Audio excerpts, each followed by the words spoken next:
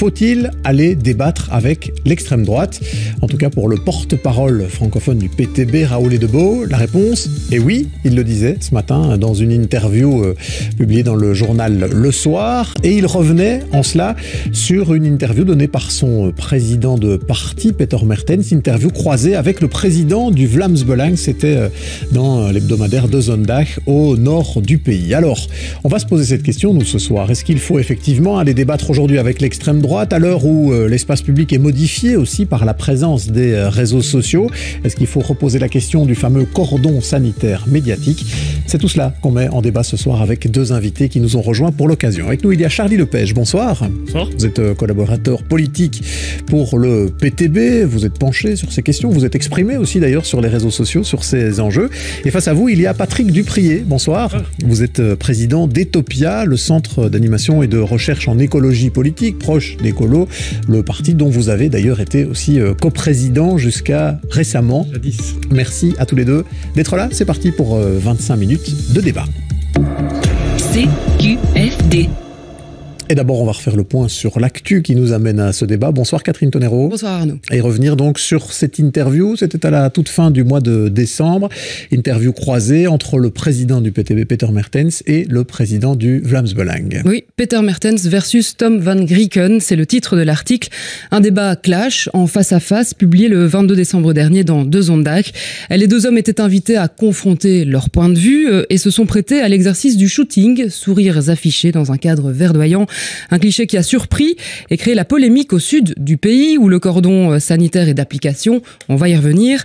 Le sujet est d'ailleurs abordé dans l'interview croisée. Anormal pour Tom van Grieken. J'ai accepté ce débat car le Vlaams Belang est le deuxième parti en Flandre, justifie lui Peter Mertens.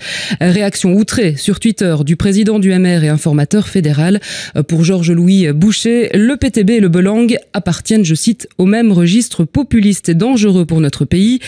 La coprésidente d'Écolo, Raja Mawan, elle s'interroge. Comment le président du PTB, prétendument défenseur des libertés individuelles, dit-elle, peut-il poser fièrement aux côtés du président d'un parti raciste et nationaliste? Ça, c'était donc l'état de la polémique fin décembre. Mais ce matin, dans une interview au journal Le Soir, Raoul Edebo assume cette stratégie de son président de parti. Tout à fait. Nous n'avons pas le choix, affirme Raoul Edebo. Il faut aller combattre ces partis au corps à corps avec des arguments politiques, dit-il. Le PTB rappelle qu'il n'y a pas de cordon sanitaire dans les médias flamands et précise qu'il n'irait jamais, je cite, débattre avec un facho côté francophone. Gagner le débat passe par débattre contre l'extrême droite pour Raoul Edebo, qui rappelle aussi que l'interview en question a été très clash, à la mesure des divergences entre les deux hommes. La stratégie consiste à aller chercher les voix du Vlaams Belang pour le PVDA, alter ego flamand du PTB. Les deux partis revendiquent, on le sait, en partie les voix des électeurs protestataires, en colère ou anti-establishment. Et les convaincre, dit encore le porte-parole du PTB, eh bien, ça passe par ce type d'interview. Voilà pour les mots donc du député fédéral et porte-parole du PTB, Raoul Edebo, ce matin dans la presse. Charlie Lepage, est-ce que vous assumez, vous, en tant que membre aussi du PTB, complètement cette idée d'avoir été débattre avec Tom van Grieken pour votre président Peter Mertens? Et quand je dis tout, c'est aussi d'avoir accepté cette photo où on voit les deux hommes posant côte à côte et tout sourire, parce que côté francophone, c'est surtout cette photo d'ailleurs, plus que le contenu même de l'article, qui a fait réagir. Ouais, je pense d'abord c'est bien qu'on ait le débat, qu'on ait l'occasion d'avoir le débat aujourd'hui, parce que ça porte sur aussi une réalité qui, à mon avis, est trop peu connue du côté francophone, qui est la situation du côté néerlandophone, du côté flamand. D'abord, je tiens à souligner qu'il faut vraiment aller voir l'interview. Je l'ai postée sur ma page Facebook avec la traduction en français aussi, pour qu'elle soit accessible. La photo, c'est absolument pas une question de sourire. Au contraire, on voit, elle est affichée à l'écran pour ceux qui regarderont tout à l'heure sur la 3. On voit deux hommes côte à côte. Peter Mertens qui dit en une de De Zondag, vous êtes un homme dangereux.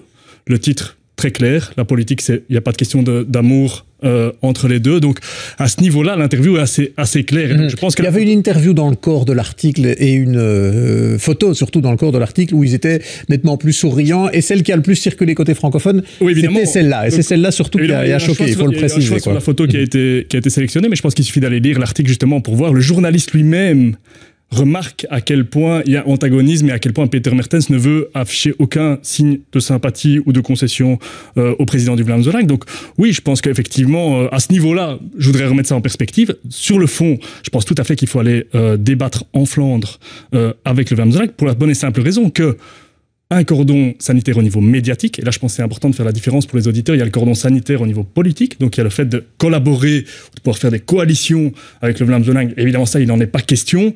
Pour le PTB, c'est très clair, ça n'a jamais été le cas et ça ne le sera jamais, c'est une question de principe. Mais le cordon sanitaire au niveau médiatique, en réalité, du côté néerlandophone, il a déjà sauté depuis des années. C'est un choix des rédactions journalistiques du côté néerlandophone d'inviter l'extrême droite sur les plateaux. Et donc ce cordon a sauté. La question c'est comment est-ce qu'aujourd'hui, une extrême droite qui est banalisée du côté néerlandophone, qui est, vous le rappeliez, le deuxième parti, et même dans les sondages en train de devenir le premier parti, la question c'est comment est-ce que comme membre politique de gauche, comme parti de gauche, hein, pour le PTB, pour Peter Mertens, aussi, je pense que ça se pose aussi pour les Verts, pour Christophe Calvo, du côté néerlandophone.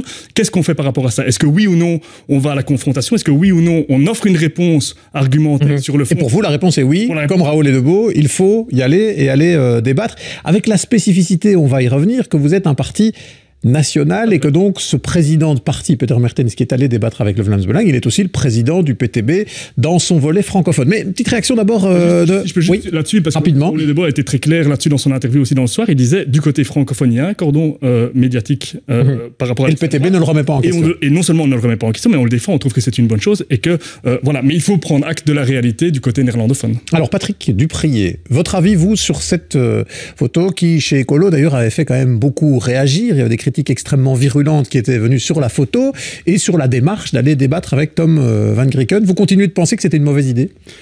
Oui, c'est une mauvaise idée de débattre avec l'extrême droite. Alors, comme l'a dit M. Lepage, il faut aller lire l'article. C'est évident que quand on lit l'article, on voit bien les différences profondes de projets politiques, de valeurs. Il n'empêche que la photo est un message, que l'interview croisée est un message politique explicite et implicite, plus fort que le contenu de l'article que peu de gens liront. Et je pense qu'aujourd'hui, tout ce qui peut contribuer à légitimer les acteurs de l'extrême droite et les termes et les thèmes de l'extrême droite, eh bien, est mauvais pour notre démocratie. Et donc, débattre face à face avec le président du Vlaamse Belang, c'est le considérer comme un interlocuteur politique normal. Et ça, c'est inacceptable. Donc, le fait qu'il y ait cette photo qui circule, indépendamment du contenu de l'article, qu'on les voit tous les deux côte à côte, dans une même photo, à une même interview, quelque part, ça vient légitimer, crédibiliser, faire du parti Vlaamse Belang un parti presque traditionnel? Je pense que ça y contribue. Et en même temps, je n'ai pas envie spécialement de lancer ou de contribuer à des grandes polémiques sur la photo en question. Ce qui doit nous préoccuper en permanence, c'est comment combattre l'extrême droite, comment promouvoir la démocratie, comment rappeler en permanence l'importance des droits fondamentaux. Tous les êtres humains naissent libres et égaux en dignité et en droit. Et ça, c'est incompatible avec l'extrême droite. Et donc, au-delà de la photo maintenant qui est paru, que je trouve regrettable, il faut en effet se poser la question de ce cordon sanitaire, politique et médiatique qui n'existe plus ou très partiellement en Flandre, qui existe encore heureusement en Wallonie, et de grâce, ne le remettons pas en question. Charlie Lepage, réaction sur ça, sur le fait qu'une photo comme ça, où on voit Peter Mertens, Tom Van Grieken, mais aussi d'autres, posés à côté comme ça du président du Vlaamse Belang, est-ce que ça ne crédibilise pas, est-ce que ça ne donne pas l'idée à l'électeur que ces partis-là sont des partis comme les autres? Deux choses. D'abord, avant de venir sur le débat sur le fond, qui à mon avis est la question de la lutte contre l'extrême droite aujourd'hui en Europe, mais deux choses. D'abord, il y a beaucoup, je pense, d'hypocrisie et de petits jeux politiciens derrière les critiques qu'il y a eu sur cette photo, parce que on a, du MR, évidemment, Georges-Louis Boucher, voilà, on s'y attend, mais de la part des coprésidents d'Écolo, on les a pas entendus quand Christophe Calvo, qui est chef de groupe aussi pour Écolo au Parlement fédéral, a posé avec Gerolf Annemans dans une interview croisée. On les a pas entendus, et ce qui à mes yeux est encore beaucoup plus grave, qu'il y a eu une émission le 13 mai dernier sur Ketnet, la chaîne publique flamande, pour les enfants, où les présidents de tous les partis néerlandophones dansaient la Kumbaya ensemble avec M. Van Grieken, et le seul président de parti qui n'y était pas, c'était Peter Mertens. Et donc Mme Almachi, présidente des Verts, dont les Verts disent oui, on est très proches, il y a une feuille de papier de cigarette entre nous. Elle dansait avec Van Grieken. Grieken. Et là, j'ai pas entendu ni Jean-Marc Nonnet, ni Raja Mawan s'exprimer et dire qu'il y avait un problème. Donc, Patrick Dupri est là-dessus. Là, je trouve qu'il y a Oui, alors Patrick Dupri est là-dessus. Quand même, vous n'êtes pas ici pour défendre complètement la ligne d'écolo, mais quand même, cette idée d'aller attaquer cette photo de Tom van Grieken et Peter Mertens, alors qu'on a pu retrouver assez vite des photos avec Christophe Calvo et Gerolf Annemans, cette vidéo à la VRT, d'autres cas où les gens de Groen ont débattu avec des élus du Vlaams Belang. Comment ça se fait que c'est quelque chose où vous ne suiviez pas votre partenaire Groen? Moi, je n'ai pas eu envie, vous l'avez remarqué, d'entrer dans une polémique de qui a fait quoi et de jeter des critiques vers l'un ou vers l'autre. Je trouve, c'est ça que j'ai voulu rappeler, et je le rappellerai encore, que c'est une mauvaise idée de crédibiliser. Mais donc ça, vous le dites aussi à Groen? Ça, vous le dites aussi à vos collègues de Groen? Et à n'importe qui. Et par ailleurs, par rapport à la séquence qui vient d'être évoquée... Ils disent quoi chez Groen quand vous leur dites ça? Parce que c'est intéressant de savoir. Tout à fait. Moi, je ne discute pas avec Groen aujourd'hui. Je dis à Groen comme aux autres. Vous avez été co-président d'écolo, Patrick Dupri. Bien sûr. Et donc, je trouve que c'est une mauvaise idée. Et que ce soit des débats croisés entre acteurs politiques, démocratiques et l'extrême droite de façon générale, ou participer à des émissions comme celles qu'on a évoquées, bien sûr, il y a des différences de contexte, c'est évident. Et d'ailleurs, au-delà du fait qu'il y ait l'extrême droite ou pas dans cette émission qui a été rappelée tout à l'heure, ce que je trouve absolument déplorable de façon générale, c'est qu'on invite des présidents de parti pour secouer leur popotin, excusez-moi, devant des enfants. Est-ce que c'est bien normal par rapport à une volonté générale de crédibiliser le discours et politique et la démocratie? Je ne le crois pas. Et donc, moi, je ne vais pas jeter des cailloux ou des fleurs aux uns aux autres. Ce n'est pas normal. Vous ne dites pas quand même qu'il y a deux réalités différentes, tout simplement, entre le sud du pays où il y a ce cordon sanitaire médiatique, on va y venir d'ailleurs dans un petit instant, et le nord du pays où là c'est très différent. Ça fait un moment que l'extrême droite est invitée. Est-ce que du coup les présidents de parti, que ce soit ceux de Groen que vous connaissez bien ou ceux du PTB, ont vraiment le choix de refuser d'aller débattre avec le Vlaams Belang? Quand on a des contextes politiques et médiatiques aussi différents, évidemment on doit tenir compte des règles du jeu qui sont différentes. Donc par exemple, il me paraît difficile aujourd'hui que la présidente de Groen ou de n'importe quel parti démocratique disent « je ne vais pas à un débat où sont invités tous les présidents de tous les partis et malheureusement aussi le président du Vlaams Belang ». Oui, ça arrive, mais il y a aussi des face-à-face. C'est ça dont on parle. Des face-à-face, et je pense que c'est une mauvaise idée, quelle que soit la qualité des arguments qui sont échangés, parce qu'à chaque fois, non seulement on crédibilise les personnalités d'extrême droite, mais je pense que l'extrême droite gagne du terrain culturellement avec ces prestations-là. Gagne du terrain culturellement parce que quelque part, nous nous inscrivons dans les termes du débat que eux imposent et on finit par donner l'impression à la population que ce sont les sujets de l'extrême droite qui sont les plus importants. Or, ce n'est pas le cas pour notre société. Et ça, c'est pas un risque, ça, Charlie Lepage, quelque part, de donner, je dirais, la fixation des thèmes et de l'agenda au Vlaams Belang quand on accepte cela? Je pense qu'on sous-estime encore la situation. Je pense qu'il y a beaucoup d'hommes politiques du côté francophones qui ne se rendent pas encore compte de quelle est la situation aujourd'hui en Belgique, et c'est vrai dans toute une série d'autres pays en Europe, en Italie et en France, la gravité de la montée de l'extrême droite. Et aujourd'hui, dire que le PTB légitimerait le Vlaams Belang en Flandre, c'est ne pas se rendre compte de la réalité. Et donc en Flandre aujourd'hui, c'est Bertrand, journaliste de RTBF, l'expliquait ce matin, s'il y a plutôt un parti qui banalise l'autre, c'est l'inverse. Je veux dire, le Vlaams Belang est aujourd'hui tout à fait vu comme légitime. C'est un choix, en partie, je l'ai dit tout à l'heure, des rédactions, et je pense que ça mériterait aussi un débat des rédactions journalistiques du côté néerlandophone. Et je veux dire précisément, si Peter Mertens avait refusé, parce qu'on l'a fait déjà quelques fois, de refuser un débat, une invitation d'un média du côté néerlandophone à débattre avec Tom van Grieken, qu'est-ce qui se passe? C'est Van Grieken tout seul qui est à la tribune.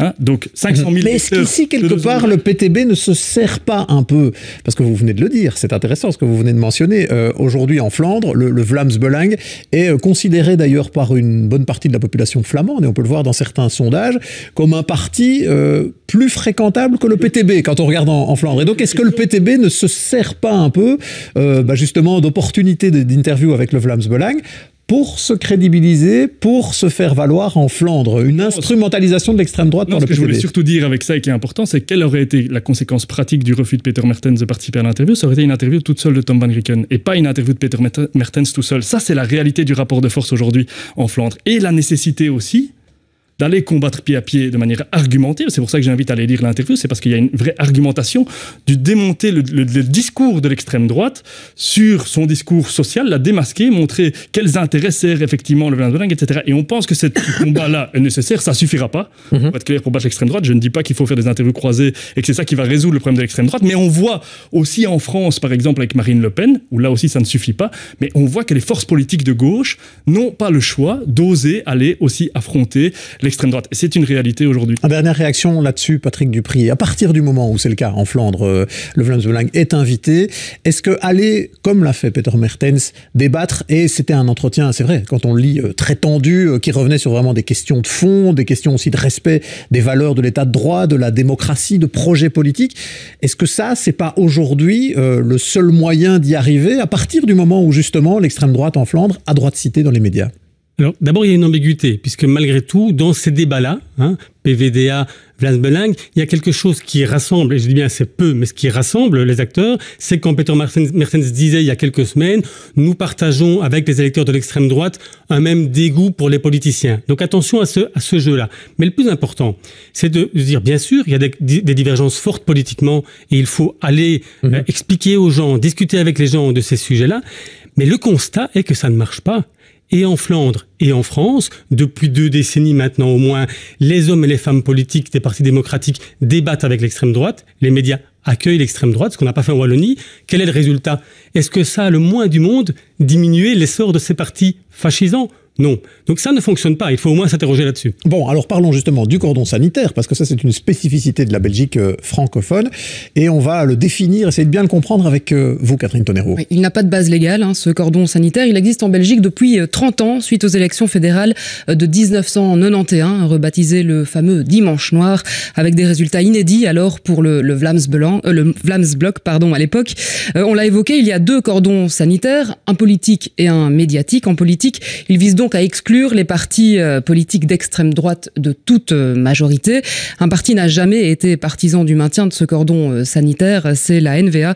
On se rappelle d'ailleurs que Bart De Wever, dans son discours au soir des élections du 26 mai, n'excluait pas de négocier avec le Vlaams Belang. Ça, c'est pour l'enjeu du cordon sanitaire politique, mais venons-en au cordon sanitaire médiatique qui nous intéresse surtout ce soir. Oui, il s'agit de ne pas donner la parole en direct à des partis d'extrême droite, comme va nous le rappeler le directeur de l'information de la RTBF, Jean-Pierre Jacquemin.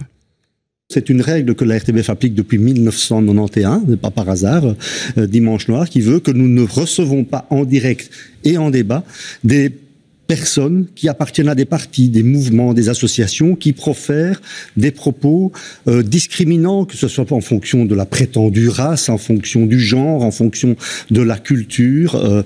Ce sont des éléments que nous appliquons, ce sont des règles et qui correspondent assez bien aux valeurs de la RTBF. Voilà, il s'agit donc de ne pas diffuser des propos racistes ou discriminants qui sont contraires d'ailleurs à la loi.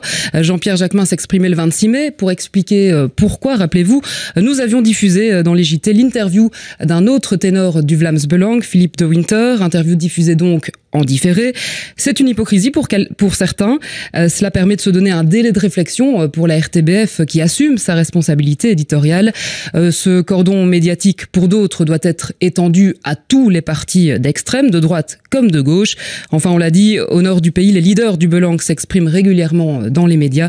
Une des raisons, disaient les experts, de leur score dans les urnes. Voilà donc pour ces précisions sur ce cordon sanitaire médiatique. Question à l'un et à l'autre. Patrick Dupriez d'abord. Est-ce qu'aujourd'hui, à partir du moment où on a des réseaux sociaux, Facebook, Twitter, qui permettent à des partis comme le Vlaams Belang de s'exprimer en ligne directe vers leurs électeurs et vers ceux qu'ils essayent de convaincre, d'ailleurs ils l'ont fait beaucoup lors des dernières élections, est-ce que ça a encore du sens de les exclure des médias traditionnels, là où leur parole peut être recadrée, peut être débattue?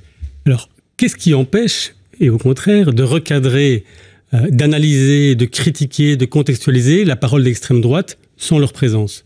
Je pense que plus que jamais, et de nouveau, observons le résultat de ce qui a été fait en termes de cordon médiatique en Flandre par rapport à la Wallonie, plus que jamais, il faut empêcher ceux qui ne respectent pas les règles du jeu de la démocratie, c'est-à-dire ceux qui communiquent à coups de slogans, de mensonges, de haine, les empêcher d'avoir libre parole sur les médias dans un contexte où finalement on a trop peu l'occasion de réellement faire ce travail de recadrage et d'explication. Vous savez, en une phrase ou deux, on peut produire des dégâts extrêmement importants en termes de communication, là où il faudra 10 minutes, un quart d'heure pour expliquer, contextualiser, analyser, etc. Donc attention à cette rupture potentielle du cordon qui pourrait faire de nombreux dégâts. Ceci dit, il y a en effet aujourd'hui les réseaux sociaux et le café du commerce et tout le reste où on peut considérer que quelque part l'extrême droite a gagné la bataille culturelle en imposant ces thèmes, en rendant ces thèmes, singulièrement ceux de l'immigration, des espaces plus polarisés. Là, il y a un enjeu fondamental, c'est de renforcer considérablement l'éducation aux médias, l'éducation critique dès l'école et la qualité du travail des médias, de la presse de façon générale, la qualité au sens contribuer à cette analyse critique des discours d'extrême droite. Vous êtes d'accord là-dessus, Charlie Lepage? Il n'y a pas lieu de remettre en question, côté francophone, ce cordon sanitaire médiatique, malgré les réseaux sociaux? Non, tant mieux. Je pense qu'en soi, le cordon médiatique est une des armes à notre disposition pour lutter contre l'extrême droite, et ça, c'est une bonne chose. Par contre, là où je suis moins d'accord, c'est à la fois les raisons qui explique, oui ou non, l'émergence de l'extrême droite. Aujourd'hui, je pense que malheureusement, il ne suffit pas d'un cordon médiatique pour limiter l'extrême droite. D'abord, je voudrais dire que du côté francophone, j'ai passé 2 dernières années une partie à Charleroi, j'ai mené la campagne électorale là-bas. Je peux vous dire que l'extrême droite et le terreau de l'extrême droite, qu'est le racisme, est très très fort. J'ai calculé ce matin dans la circonscription de Charleroi pour les élections de mai 2019, si on additionne les 6 listes d'extrême droite qui sont présentées, elles représentent 10,3% des voix. C'est-à-dire ça veut dire qu'il y a un terreau. C'est pas parce qu'il n'y a pas aujourd'hui de parti qui arrive à capitaliser là-dessus. Il y a un terreau. 10,3% des voix pour les 6 listes, ça veut dire que... Oui, elle n'entre pas au Parlement parce que c'est chacun des petits scores, mais elle pourrait y être largement. Il y a déjà un vote d'extrême droite qui est quand même fort. Pour juste donner une comparaison, c'est plus que Écolo dans cette circonscription qui fait 9,2. Donc l'extrême droite monte aussi, malgré le cordon médiatique, elle monte aussi du côté francophone et c'est un danger. Il y a des raisons historiques, à mon avis, et sociologiques qui expliquent qu'on a su limiter du côté francophone. Mais la question qu'il faut se poser sur le fond, c'est, et là je reviens sur la question du dégoût des gens et ce que Patrick Dupriez a dit, je pense qu'on sous-estime le dégoût des gens, il est très fort, et la responsabilité des partis de gauche aujourd'hui en Belgique et en Europe, et les partis qui se disent de gauche traditionnels, qui ont été dans les gouvernements, qui ont promis des politiques de gauche, mais qui ont appliqué et voté des politiques d'austérité, des traités d'austérité, et qui ont déçu les gens, qui créent aujourd'hui les inégalités sociales et qui est ce terreau pour l'extrême droite et le racisme, il est très fort. Et là, ça c'est le débat, à mon avis, fondamental, beaucoup plus que la photo, qu'on devrait avoir entre gens de gauche pour dire comment est-ce qu'on va combattre l'extrême droite. Réaction, Patrick Dupriez, votre parti il a été au pouvoir. Oui, et donc c'est en bonne partie vrai que s'il y a un terreau pour le vote protestataire, d'extrême droite, d'extrême gauche, c'est parce qu'il y a une déception à l'égard du fonctionnement de notre système démocratique et de ce que ça amène comme perspective. Ceci étant, dans des régions riches, comme la Flandre, comme la Lombardie en Italie, il y a des votes d'extrême droite très importants. On pourrait citer la Suisse aussi, on constate souvent c'est la question des inégalités et pas de la richesse. Les inégalités, le sentiment d'injustice, le sentiment de ne pas être respecté, le sentiment de ne pas avoir des droits. Et c'est pour ça que c'est très puissant quand le président de Vlaams de Anvers dit la semaine dernière ou il y a 2 semaines, les étrangers n'ont que 2 droits, de n'en avoir aucun et le droit de retourner chez eux. C'est absolument immonde, mais ça marche aussi très bien vers des citoyens et citoyennes qui se disent aujourd'hui mes droits ne sont pas suffisamment respectés. Est-ce que ça ne doit pas justement être plus débattu dans l'espace public? Parce que j'ai une question à vous poser, c'est la question de l'œuf et de la poule. Est-ce qu'aujourd'hui, c'est parce qu'on n'a pas de parce qu'on a un cordon sanitaire médiatique, qu'on a une très faible extrême droite côté francophone, ou bien est-ce que c'est parce que cette extrême droite est très faible qu'on peut se permettre de les exclure du débat public? Si demain on a une extrême droite à 20%, est-ce qu'on peut dire qu'ils ne viennent pas dans les débats de présidents de parti ou sur les plateaux? En tout cas, aujourd'hui... C'est dire à 20% de l'électorat, vous n'êtes pas représenté dans les débats. Hein. Alors, moi, je vais penser les choses dans le sens inverse. Est-ce qu'on peut considérer aujourd'hui que les 20% de gens potentiellement qui votent extrême droite en Flandre sont bien représentés par ce parti qui, en fait, n'a jamais été du côté des plus faibles, des plus précaires. Mais les électeurs estiment, eux, que ce parti les représente aujourd'hui. Et donc, il faut être capable politiquement, d'une part, de dire ces gens sont hors jeu, on ne travaille pas avec eux en aucun cas, d'autre part, d'amener des réponses politiques à la hauteur des enjeux. Et il faut être capable aussi au niveau des médias de prendre conscience qu'en acceptant sans arrêt que les termes du débat politique de l'extrême droite soient à l'agenda, mais avec insuffisamment, évidemment, j'en parle ici, et Dieu sait que vous faites un travail d'analyse dans votre émission, mais quand on remet insuffisamment en perspective ce qui est amené par l'extrême droite, eh bien, ça contribue à rendre banal des idées fascisantes. Et en effet, l'extrême droite est très faible politiquement chez nous en Wallonie, mais les idées d'extrême droite ne cessent de progresser, et c'est terriblement inquiétant. Bon, ben on va terminer par de la remise en perspective, justement, puisque vous en parliez, puisqu'avec Catherine Tonera, on va juste regarder ce qui se passe en Europe pour vérifier qu'en fait, côté francophone, ce qui se passe en Belgique avec ce cordon sanitaire, c'est plutôt une exception. Oui, tout à fait. Parmi les pays européens, la Belgique a probablement le cordon sanitaire le plus rigide vis-à-vis de cette extrême droite. Si on compare à des pays comme l'Italie, à l'Autriche ou à la France, en France, où on se rappelle que le président Emmanuel Macron avait accepté de débattre avec la présidente du Rassemblement national, Marine Le Pen. C'était en 2017, pendant l'entre-deux-tours de l'élection présidentielle. Ce qu'avait refusé de faire Jacques Chirac 15 ans plus tôt. chaud en 2002 face à Jean-Marie Le Pen. Macron l'avait lui justifié en affirmant qu'il y avait eu une normalisation du Front National depuis ces 30 dernières années. Alors il y a aussi l'exemple de la Suède, où l'extrême droite est le 3e parti du pays depuis les élections de 2018. La formation d'un gouvernement fédéral sous la pression du parti extrémiste y a pris beaucoup de temps, là aussi.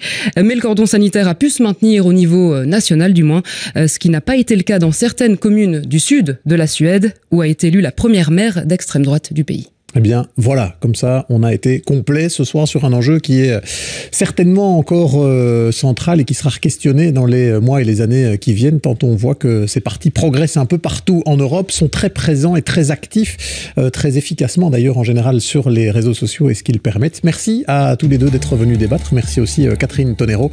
Cette émission CQFD, vous le savez, c'est à la fois en radio à 18h20 sur la première, c'est en télé désormais à 20h35 chaque soir sur la 3, et puis quand vous le voulez, évidemment en streaming ou en podcast sur RTBF Ovio. Merci de votre fidélité.